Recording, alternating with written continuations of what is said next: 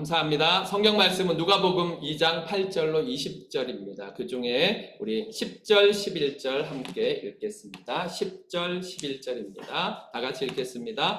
천사가 이르되 무서워하지 말라. 보라, 내가 온 백성에게 미칠 큰 기쁨의 좋은 소식을 너희에게 전하노라. 오늘 다윗의 동네에 너희를 위하여 구주가 나셨으니 곧 그리스도 주시니라. 아멘. 오늘 말씀의 제목은 큰 기쁨의 좋은 소식입니다. 큰 기쁨의 좋은 소식을 교회에서는 짧게 줄여서 복음이라고 말합니다. 그래서 교회에서 복음이라고 말하면 이거는 큰 기쁨의 좋은 소식이구나 이렇게 생각하시길 바랍니다. 겨울이 오고 있다. 겨울이 왔습니다. 오늘 아침에 온도를 보니까 베트남이 20도예요. 그래서 급하게 한국 날씨를 살펴봤죠. 베트남이 이렇게 시원하면 한국은 정말 대단하겠구나 하고 이렇게 검색해 봤더니 오늘 한국 아침 날씨가 마이너스 12도입니다. 마이너스 12도면 지금 우리는 상상도 못할 냉장고보다 더 추운 거잖아요. 얼마나 춥습니까? 겨울이 왔습니다.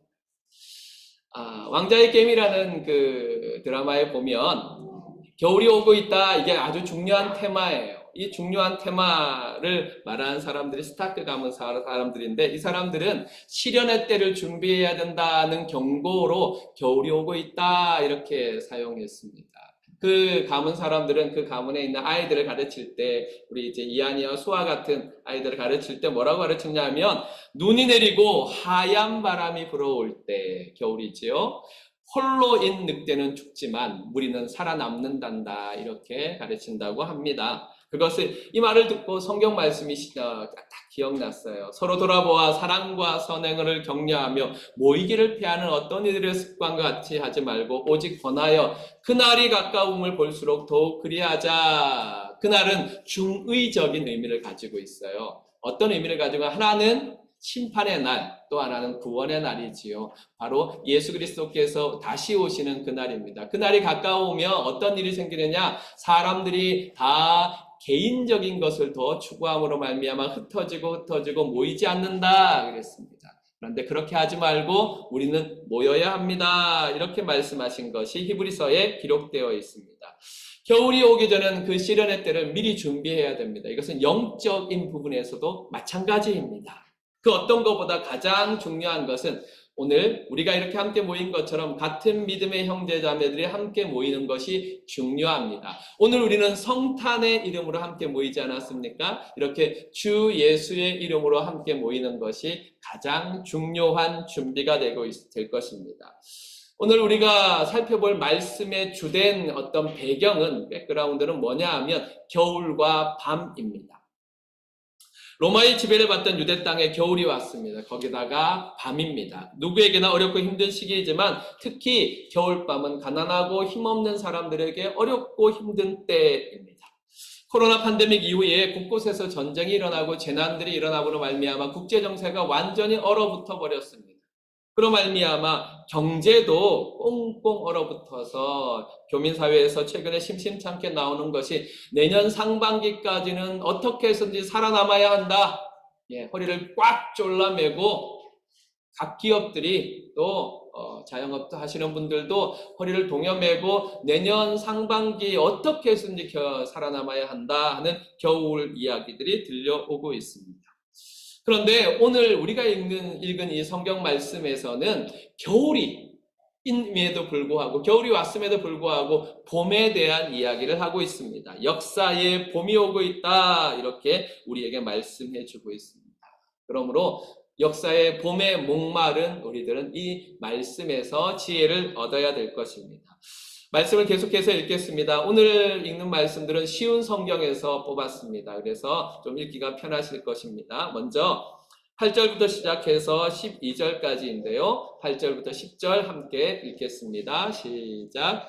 그 근처 들판에서 목자들이 밤에 양떼를 지키고 있었습니다.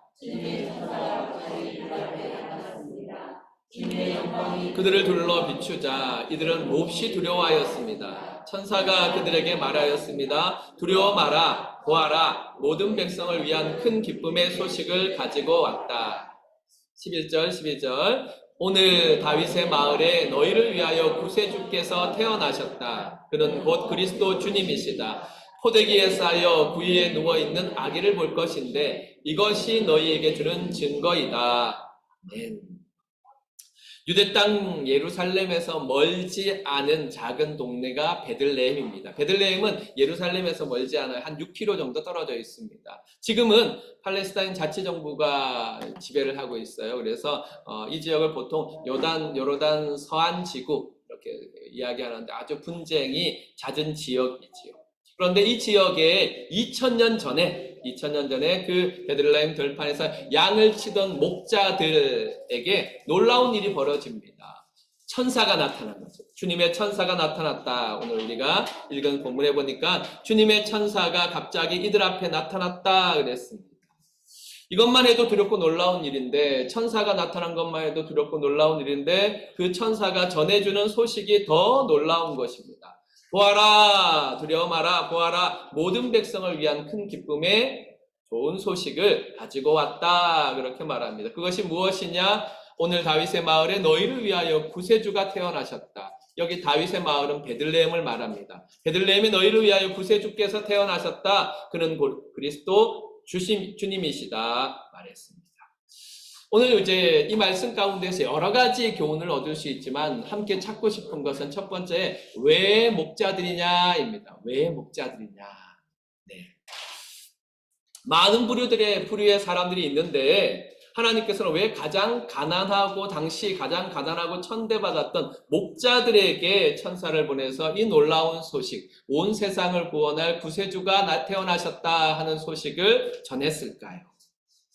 그것은 그들이 작고 소외된 사람이기 때문에 그렇습니다. 이것은 아주 중요한 의미를 가지고 있는데요. 첫 번째 성탄의 소식, 그러니까 성탄이란 말은 예수님께서 이 땅에 오셨다입니다. 예수님께서 이 땅에 오셨다 하는 첫 번째 소식은 하나님께서 계획하실 때 세상의 모든 사람들이 다 알도록 오신 것이 아니었습니다. 세상의 모든 사람들이 알도록 전해지도록 계획하신 것이 아니었습니다. 하나님께서는 가난하고 천대받던 목자들로부터 시작하여서 작고 소외된 사람들에게 이 구원의 소식이 전해지기를 원하셨습니다. 그것은 예수님 그리스도께서 연약한 사람의 모습으로 이 땅에 오신 이유이기도 합니다.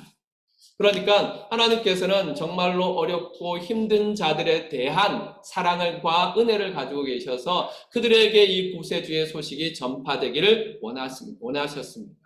그러나 이것보다 더 중요하고 근원적인 이유가 있습니다. 그것은 오늘 본문에 나오는 것처럼 하나님께서 기뻐하시는 사람들이라는 말입니다. 무슨 말이냐 하면 이 목자들이 가난하고 천한 사람이었을 뿐만 아니라 세상적인 안목으로 볼 때는 가난하고 약하고 천하고 소외된 사람들이었지만, 그러나 그 사람들임에도 불구하고 하나님 편의 입장에서는, 하나님 편에서는 하나님께서 기뻐하시는 사람들이었기 때문입니다. 이 땅에는 하나님이 기뻐하시는 사람들이 있습니다. 이 땅에는 하나님이 정말로 그 마음으로 기뻐하시는 사람들이 있습니다. 세상에 많은 사람들이 있지만 하나님의 관점에서는 이렇게 두 가지로만 딱 나누어지는 것입니다. 하나님이 기뻐하는 사람, 하나님이 기뻐하지 아니하는 사람. 하나님이 기뻐하는 사람들은 어떤 사람입니까? 하나님께서 선택하신 사람들, 하나님께서 부르신 사람들입니다. 하나님께서 구원하여 영원히 하나님의 영광에 들어가게 하신 사람들입니다. 우리가 에베소서 말씀을 배웠는데 에베소서에서는 이렇게 말씀합니다. 1장 4절에 하나님께서는 이 세상이 창조되기 전 그리스도의 사랑 안에서 우리를 흠없는 거룩한 백성으로 선택하셨습니다 라고 고백했습니다. 세상 모든 것들이 만들어지기 전부터 하나님께서는 하나님이 기뻐하시는 자를 선택하셨다. 거룩한 백성으로, 흠없는 거룩한 백성으로 선택하셨다 그랬습니다. 그러니까 하나님께서는 당신이 기뻐하시는 사람들에게 구세주의 탄생의 소식을 전하시고자 당신의 천사를 보내셔서 이 소식을 증거하게 하신 것입니다. 그러므로 왜 목자들이냐? 하나님께서 그들을 기뻐하셨기 때문입니다. 그래서 보아라, 모든 백성을 위한 큰 기쁨의 소식을 가지고 왔다. 오늘 다윗의 마을에 너희를 위하여 구세주가 태어나셨다. 이 말씀을 전하게 하셨습니다. 천사들과 큰 기쁨의 좋은 소식은 우리에게도 왔습니다. 우리도 천사들을 만났고 구원의 기쁜 큰 소식, 큰 기쁨의 좋은 소식을 들었습니다. 그것을 어떻게 알 수 있습니까? 여러분이 이 자리에 와 있는 것 때문입니다. 여러분이 이 자리에 어떻게 와 있습니까? 예, 우리 이한이와 수아는 성탄절에 교회 꼭 오세요. 이런 말을 듣고 아빠가 이한아, 수아야, 교회 가야 돼. 성탄절에 교회 가야 돼. 이렇게 하고 왔을 겁니다. 아마 이 두 친구를 챙기는데 아마 황정필 성도가 정말 어려웠을 거예요. 두 아이를 챙기고 여기까지 오는데 얼마나 힘들었겠어요. 하지만 교회 가야 돼 라고 말하고 성탄절에 교회 가야 돼 이렇게 말해서 이 두 아이를 데리고 왔습니다. 그러니까 우리는 누군가에게 이 성탄의 소식과 큰 기쁨의 좋은 소식을 들었기 때문에 이 자리에 온 것입니다. 여러분에게 이 소식을 들려준 사람이 누구입니까? 친구입니까? 가족입니까? 아니면 아는 사람입니까? 누구든지 관계없습니다. 그가 바로 하나님께서 여러분에게 보낸 천사들입니다. 하나님께서는 하나님의 기뻐하시는 자들을 부르실 때 하나님께서 직접 부르시지 않습니다. 우리가 생각할 때는 하나님이 직접 부르시는 게 훨씬 더 효과적일 거 아닙니까? 하나님께서 하늘에서 누구야? 너 오늘 성탄절에 교회 가야 돼 라고 말한다면 누가 그것을 거절하겠습니까? 그런데 하나님께서는 그런 방법을 사용하지 아니하시고 하나님의 사람들을 보내십니다. 그 사람들의 입술을 통하여서 복음을 전하게 하시고 기쁨의 소식을 전하게 하시고 초대하게 하셔서 교회에 오게 하시는 것입니다. 이렇게 여러분이 만난 그 사람, 여러분에게 성탄의 소식을 전해준 그 사람이 바로 천사입니다. 그러므로 우리는 여러분의 천사들, 나의 천사들을 귀하게 여길 줄 알고 감사해야 합니다. 또 하나 더 생각할 것입니다. 이것은 또 무엇을 증거하느냐? 여러분이 이 자리에 있다는 것, 저와 여러분이 이 자리에 있다는 것은 무엇을 증거하느냐? 그것은 이 소식을 듣고 이 자리에 온 우리가, 저와 여러분들이 하나님께서 이 세상에 창조되기 전부터 그리스도의 사랑 안에서 선택하신 거룩한 백성이란 뜻이며 이 땅에 살지만 하나님이 기뻐하시는 사람들 중에 한 사람이라는 뜻입니다. 이해하시겠습니까? 지금 이 자리에 있는 저와 여러분이 하나님이 기뻐하시는 사람, 2000년 전 베들레헴 바깥에 있었던 목자들과 같이 하나님이 기뻐하시는 사람들이라는 것입니다. 하나님이 기뻐하시는 사람들이 아니라면 우리는 절대로 이 자리에 올 수 없습니다. 이것이 오늘 초청을 받아 이곳에 오신 여러분의 정체입니다. 여러분에게는 여러분 자신도 모르는 하늘에 속한 비밀이 있습니다. 그것이 무엇이냐? 하늘의 하나님께서 여러분들을 사랑하셨습니다. 하늘의 하나님께서 여러분을 부르셨습니다. 하늘의 하나님께서 여러분을 선택하시고 구원하시기 위해서 예수 그리스도를 이 땅에 보내신 성탄을 허락하여 주셨습니다. 그리고 하나님의 메신저들을 보내서 여러분을 이 자리로 불러주셨습니다.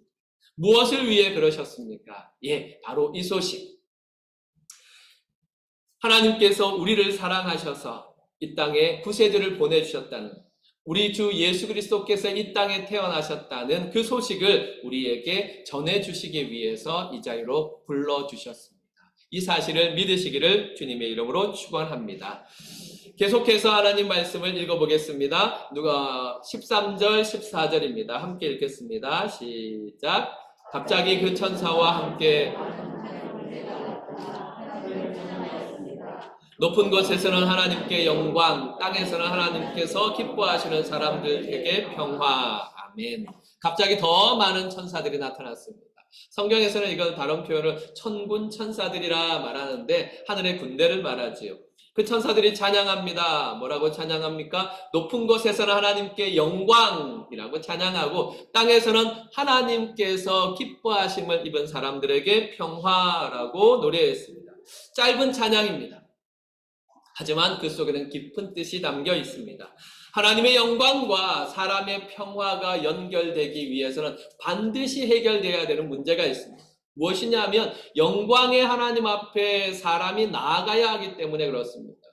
잘 생각해 보세요.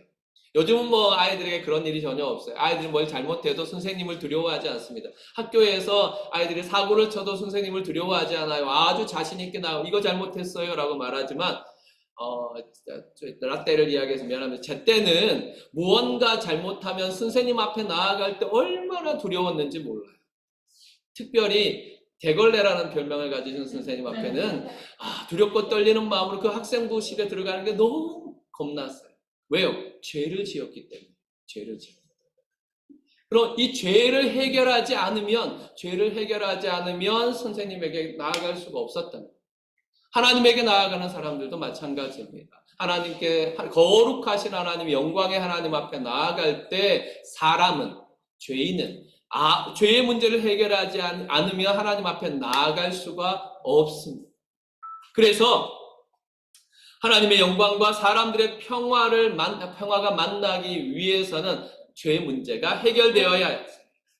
사람은 본능적으로 압니다. 죄를 가지고 하나님 앞에 나아가면 죽는다는 사실을 본능적으로 압니다. 그래서 이것은 뭐 신학적으로 설명할 것도 없고 논리적으로 설명할 것도 없습니다. 그것은 본능적으로 압니다. 그래서 목자들이 천사들이 나타났을 때 제일 먼저 일으켰던 반응은 뭐냐면 두려웠어요. 천사들 첫 번째 말이 두려워 마라 였습니다. 베드로는 어떤 사람입니까? 베드로는 예수님의 수제자예요. 그러니까 예수님과 가장 가까운 제자입니다. 그런데 그 베드로도 예수님을 처음 만났을 때 예수님의 기적으로 말미암아 정말로 많은 물고기가 잡혔을 때 이분은 하나님이시구나 하는 것을 깨닫는 순간 첫 번째 고백했던 게 무엇이냐 하면 바로 이것입니다. 주님, 제게서 떠나주십시오. 저는 죄인입니다. 그렇게 말했습니다. 베드로도 예수님을 하나님을 깨닫자마자 주님, 제게서 떠나주십시오. 저는 죄인입니다. 그렇게 고백했습니다. 그러면 왜 예수님께서는 이 땅에 사람의 모습으로 오셔야 했을까? 왜 성탄이어야 했을까? 그것은 하나님의 영광이 우리의 평화가 되게 하시려고 예수님께서는 사람의 모습으로 이 땅에 오셨습니다. 하나님의 영광을 보고도 사람이 죽지 않도록, 영광의 하나님을 만나고도 사람이 죽지 아니하고 화목과 화평을 이룰 수 있도록 예수님께서는 하나님으로서의 모든 것들을 버리시고 낮고 낮은 우리와 같은 똑같은 모습으로 이 땅에 왔습니다. 자꾸 오늘 이제 수아하고 이한 이야기해서 미안한데 이 아이들을 보면 어른들이 무장해제가 됩니다. 왜요? 얘네들이 실수하고 만약에 30, 40 되신 분들이 지금 이러고 있다고 생각해 보세요. 누가 그 고운 눈으로 보겠어요. 하지만 이 아이들이기 때문에 그렇습니다. 그러나 얘네들하고 비교도 안 되는 존재가 있어요. 어떤 존재입니까? 갓난아기. 갓난아기가 이렇게 포대기에 쌓여 있는 걸 보면서 승질이 나가지고 하는 사람은 절대로 없습니다. 왜냐하면 이 갓난아기를 보면 완전히 무장해제가 되기 때문에 그렇습니다. 왜 예수님은 그렇게 사람의 모습으로 오셨느냐? 가장 낮고 약하고 연약한 모습인 아기 예수로 오신 이유는 바로 하나님의 영광 앞에 우리가 나아가 하나님과 화평을 누리는 통로가 되기 위해서 예수님께서는 사람이 되셔서 이 땅에 오셨습니다. 그러므로 우리는 예수님께서 이 땅에 오신 일에 대해서 정말로 기억해야 되는 것이 예수님께서는 하나님이십니다. 그런데 그 하나님의 영광의 빛의 밝기를 완전히 낮추셨어요. 하나님의 영광의 빛이 얼마나 밝고 높습니까? 그런데 그 영광의 빛을 완전히 낮추셨습니다. 그 조도를 완전히 낮춰서 우리가 가까이 갈 수 있도록 만드셨습니다. 성경 말씀에 그것을 이렇게 표현합니다. 빌립보서 2장 6절로 7절에 보면 그분은 예수님을 말합니다. 그분은 하나님과 똑같이 높은 분이셨지만 결코 높은 자리에 있기를 원하지 아니하셨습니다. 오히려 높은 자리를 버리시고 낮은 곳으로 임하셨습니다. 어떻게? 사람의 모습으로 이 땅에 오시고 종과 같이 겸손한 모습을 취하셨습니다. 이렇게 설명했습니다. 맞습니다. 예수님께서는 하늘의 영광을 버리시고 낮은 자의 자리로 들어오심으로 말미암아 우리가 하나님 앞에 나아갈 수 있는, 하나님의 영광을 향하여 나아갈 수 있는 통로가 되셨습니다. 그래서 성탄이 우리에게 축복입니다. 이것이 바로 성탄입니다. 예수님이 이 땅에 오신 것, 하나님이 이 땅에 오신 것, 이것이 바로 성탄의 축복입니다. 우리를 구원하시기 위해서 하나님이 우리 가운데 오신 것, 이것이 우리가 성탄을 기뻐하는 이유입니다. 우리를 구원하시기 위해서 하나님이신 예수께서 이 땅에 오셨다. 그래서 우리는 기쁘다, 구주 오셨네 찬양하는 것입니다. 높은 곳에서는 하나님께 영광이라고 했습니다. 높은 곳에서는 하나님께 영광, 천사들이, 수없는 천사들이 하늘에 나타나서 높은 곳에서는 하나님께 영광이라고 찬양할 때 목자들은 어떻게 되었을까 잘 생각해 보세요. 목자들이 그때까지 뭘 바라보고 있었겠습니까? 목자들은 양을 바라보고 있지요. 들을 바라보고 있지요. 목자들은 늘 들을 바라보고 양을 바라보고 있지요. 하지만 천사가 나타나서 하나님께 영광이라고 찬양하는 순간 그들은 땅을 향하던 눈을 돌려 하늘을 바라볼 수밖에 없었습니다. 그리고 하나님의 영광을 바라보게 되었지요. 이렇게 성경의 관점은 늘 사람으로 하여금 땅만 보지 말고 눈을 들어 하늘을 바라보라, 그렇게 말씀하고 있습니다. 성경의 관점이 늘 하늘이듯이 성도의 관점도 늘 하늘이어야 합니다. 우리는 땅에 살지만 지극히 높은 곳에 계신 지극히 높으신 하나님을 바라보고 살아야 합니다. 왜? 우리는 하나님이 기뻐하시는 자이기 때문에 그렇습니다. 그것이 지극히 높은 곳에 계신 하나님께서 천사들을 통하여 우리에게 하늘의 메시지를 전해주신 이유입니다. 영원을 살아야 될 성도가 잠시 잠깐의 지금만 생각하고 산다면 얼마나 모질입니까? 자기가 어떤 존재인지 모르고 영원을 살아야 되는 존재인지도 모르고 눈앞에 있는 지금만 보고 살아간다면 정말로 안타까운 일이겠지요. 뿐만 아니라 하늘에서 영원히 살 사람이 잠시 잠깐의 여기에 목숨을 걸고 살아간다면 그것도 안타까운 일일 것입니다. 그러므로 높은 곳에서는 하나님께 영광이라고 하는 천사의 찬양을 통하여서 우리가 정말로 바라봐야 될 것, 정말로 붙잡아야 될 가치가 저 하늘에 있고 하나님의 영광에 있다는 사실을 기억하고 지극히 높으신 하나님을 바라보며 생각하며 살아가시기를 바랍니다. 그것이 바로 하나님께서 우리에게 많은 천사를 보내 들려주신 높은 곳에서는 하나님께 영광, 땅에서는 하나님께서 기뻐하시는 사람들 중에 평화라는 찬양의 의미입니다. 우리는 아직 땅에 살아갑니다. 앞으로는 하늘에 살겠지만, 영원히 하나님과 함께 살겠지만 아직 땅에서 살아갑니다. 그럴지라도 예수 그리스도 안에서 높으신 하나님과 평화를 누리며 높으신 하나님께 영광을 돌리며 사시기를 주님의 이름으로 축원합니다. 사랑하는 성도 여러분, 여러분의 이름은 하나님이 기뻐하시는 자입니다. 오늘 말씀을 통해서 우리는 성탄의 기쁜 소식이 그냥 우리에게 들려주신 것이 아니라는 사실을 깨달았습니다. 이것은 온 세상을 지으시기 전부터 우리를 기뻐하신 하나님께서 우리를 위하여 하신 일이라는 사실을 알게 되었고, 뿐만 아니라 이 성탄의 기쁜 소식은 우리에게 땅만 바라보는 것이 아니라 하나님의 영광, 하늘을 바라보며 살라는 하나님의 초청이라는 사실을 알게 되었습니다. 그러나 이것이 전부가 아닙니다. 이 성탄은 이것이 전부가 아닙니다. 2000년 전에 오신 예수님의 성탄이 우리에게 큰 기쁨의 좋은 소식이라면 더 기쁜, 더 좋은, 더 큰 소식이 있습니다. 그것은 바로 예수님이 다시 오신다는 소식입니다. 처음 예수님이 오셨을 때는 세상의 모든 사람들이 알도록 온 것이 아니라 가난하고 연약한 자, 목자들을 통하여서 오셨지만 이제 예수님이 다시 오실 때는 모든 사람들이 다 알 수 있도록 오신다고 말씀하셨습니다. 온 세상을 지으시기 전부터 우리를 사랑하시고 선택하신 하나님의 구원의 계획이 완성되는 그날이 오고 있습니다. 세상은 멸망을 향해 달려가고 있습니다. 겨울이 오고 있습니다. 그것은 심판의 겨울입니다. 이 심판의 겨울은 세상 그 어떤 겨울과도 비교할 수 없이 완전하고 혹독한 겨울이 될 것입니다.